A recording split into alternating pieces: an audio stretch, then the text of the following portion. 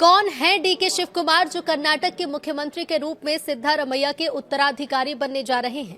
नमस्कार, बहुत स्वागत है आपका न्यूज 18 का डिजिटल प्लेटफॉर्म आप देख रहे हैं। मैं हूं आपके साथ रितु सिंह। सिद्धारमैया ने 28 मई को मुख्यमंत्री पद छोड़ दिया है क्योंकि कांग्रेस नेतृत्व एक व्यापक राजनीतिक समझौते के तहत उनके लिए राज्यसभा सीट पर विचार कर रहा है। डीके शिव कुमार को अक्सर कांग्रेस नेतृत्व द्वारा संवेदनशील राजनीतिक जिम्मेदारियां सौंपी जाती थी, जिसमें राजनीतिक अस्थिरता के दौर में पार्टी विधायकों का प्रबंधन करना भी शामिल था। लंबे समय से कई जिम्मेदारियों को संभालते आ रहे हैं। दरअसल कर्नाटक के मुख्यमंत्री सिद्धारमैया ने 28 मई 2026 को अपने पद से इस्तीफा दे दिया और उनके उप मुख्यमंत्री डीके शिव कुमार को उनका उत्तराधिकारी बनाया गया।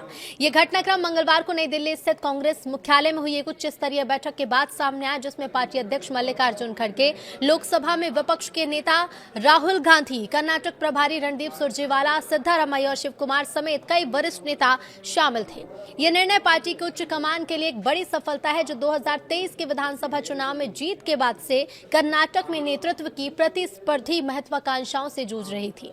अब कर्नाटक कांग्रेस सरकार ने सत्ता की कुर्सी में फेरबदल करते हुए अब राज्य के मुखिया की जिम्मेदारी पार्टी के सीनियर नेता डीके शिव कुमार को सौंपी है। वो राज्य के 25वें मुख्यमंत्री के तौर पर 3 जून को शपथ लेंगे। निमंत्रण शिव कुमार की लोक भवन में राज्यपाल से हुई मुलाकात के बाद दिया गया, जहां उन्होंने नई सरकार बनाने का दावा पेश किया।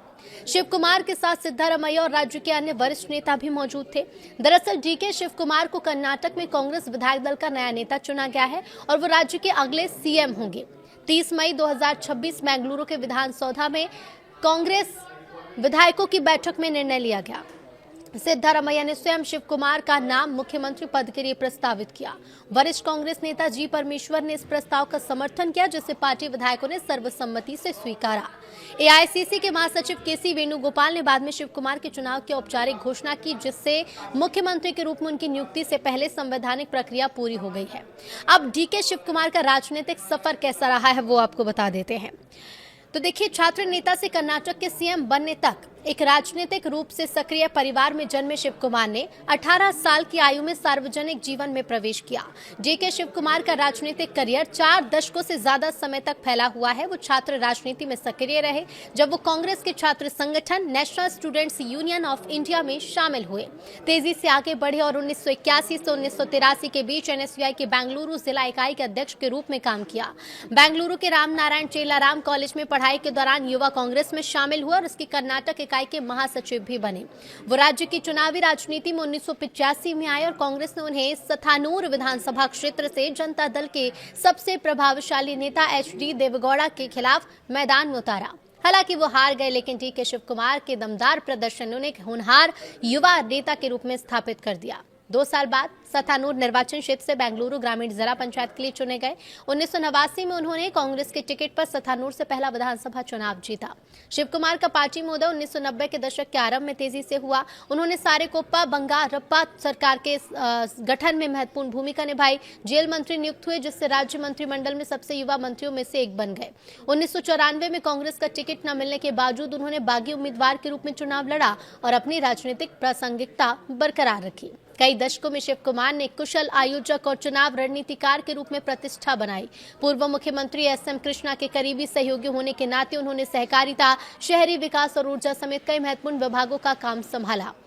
सथानूर और बाद में कनकपुरा से लगातार कई चुनाव जीते और कर्नाटक में कांग्रेस के सबसे भरोसेमंद जन नेताओं में से एक के रूप में उभरे हैं।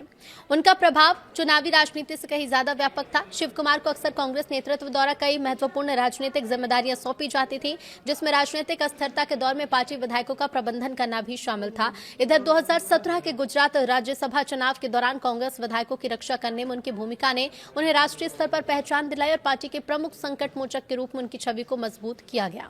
हालांकि नेता का करियर झटकों से मुक्त भी नहीं था। 2017 में आयकर विभाग ने उनकी संपत्तियों पर व्यापक छापे मारे। 2019 में उन्हें ईडी ने कथित मनी लॉन्ड्रिंग मामले में गिरफ्तार किया। कई हफ्तों तक जेल में रहने के बाद वो सक्रिय राजनीति में लौटे और मार्च 2020 में कांग्रेस अध्यक्ष सोनिया गांधी द्वारा उन्हें कर्नाटक कांग्रेस का अध्यक्ष नियुक्त किया गया। केपीसीसी प्रमुख के रूप में शिव कुमार ने राज्य में पार्टी के संगठनात्मक पुनरुद्धार का नेतृत्व किया। सीएम पद के उम्मीदवार सिद्धारमैया के साथ काम करते हुए 2023 2023 के कर्नाटक विधानसभा चुनाव में कांग्रेस की शानदार जीत में भूमिका निभाई, जिससे राज्य में बीजेपी के शासन का अंत हुआ। जीत ने उन्हें कर्नाटक के सबसे प्रभावशाली कांग्रेसी नेताओं में से एक के रूप में स्थापित किया। हालांकि सिद्धारमैया को सीएम चुना गया, शिव कुमार को उप मुख्यमंत्री नियुक्त किया गया और उन्होंने पार्टी और सरकार में भूमिका निभाई और प्रभाव बनाए रखा। आज भी वो कर्नाटक की राजनीति के केंद्र में है और कांग्रेस के सबसे मजबूत क्षेत्रीय नेताओं में से एक माने जाते हैं।